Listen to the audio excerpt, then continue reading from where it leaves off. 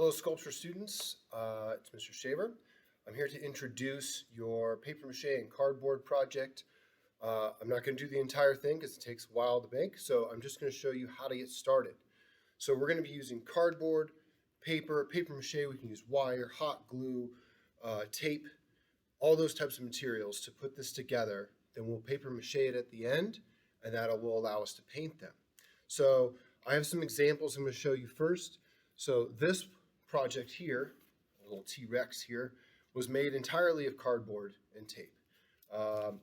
It was just me experimenting with what I could get away with just cardboard. So I built a framework, there's different ways to do this, and then added details. This is the same thing with my Stegosaurus here. Okay, mostly cardboard. It was just me trying out some different techniques in cardboard. But we can use other materials too in paper. So a student example here, nice big one, is a manatee. Right? This uses the cardboard, this uses paper, we've paper mache'd it, and then they were able to paint it. And then I have a sea turtle here I'm still working on that had cardboard for the shell, paper and cardboard for the head and fins. So we're combining these efforts. And then this student made this a little while ago, which I thought was just kind of cool. It's cardboard, paper mache'd into a guitar. So you can do lots of fun stuff with this. So I'm just going to show you how to get started with it. The first thing you need to do is figure out, A, what am I going to make? I've decided to make a dragon head. My kid thought that would be kind of fun for his room. So I'm going to make one. So I drew a really simple outline. It's kind of like a dinosaur head shape. Now, it doesn't have all the horns and the frills and the nose, right?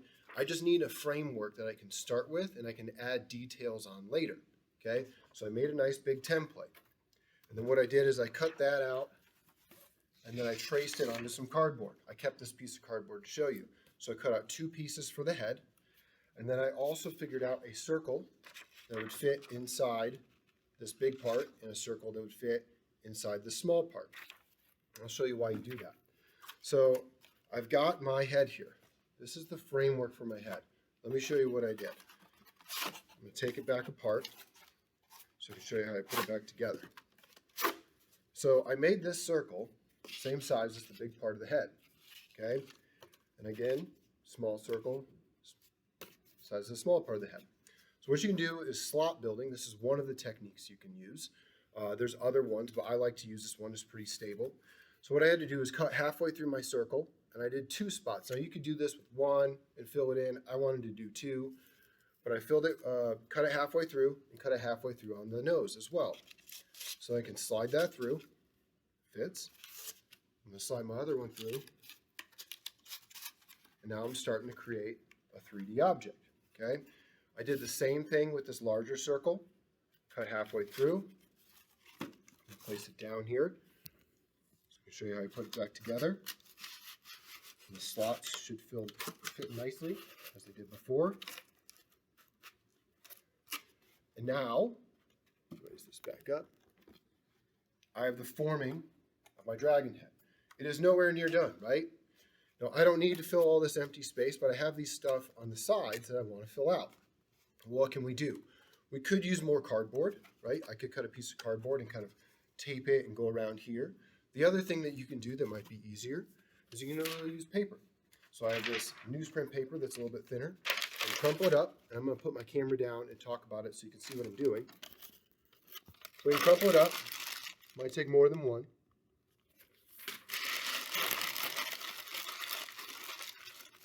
Okay, and I can start using this with some tape. Get some tape ready.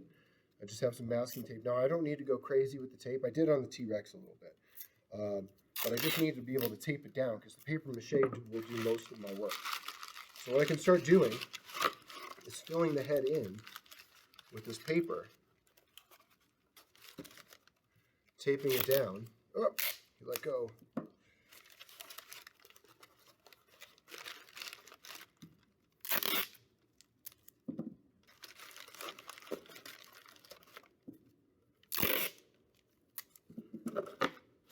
Now, obviously, I would do more. I need to fill in more. I'm just getting this started. But I can start using paper to fill this area in and round it out so I can get more of a 3D effect on my dragon. Like I said, you can use other pieces of cardboard to do this. But what I just want to get done right now is I just want to get some of this filled in, and then I might go back and fill it in with some other materials as well. But I just want to start filling this in, filling in this space, so I have something to work with.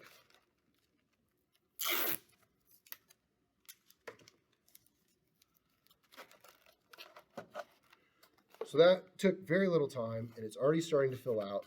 Yes, I need to do more work, but I could fill this in easily and then start adding details. All right.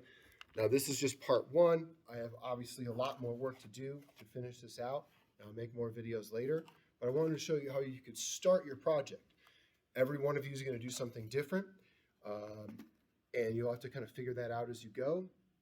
You know, you might need to, like, on this guy, I stacked cardboard to create the legs. On the T-Rex, I used the scoring technique to make round areas.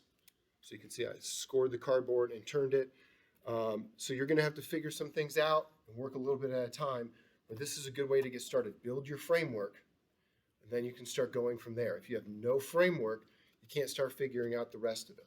So once you have the framework, you should be good to go, and I'll make another video for the next steps.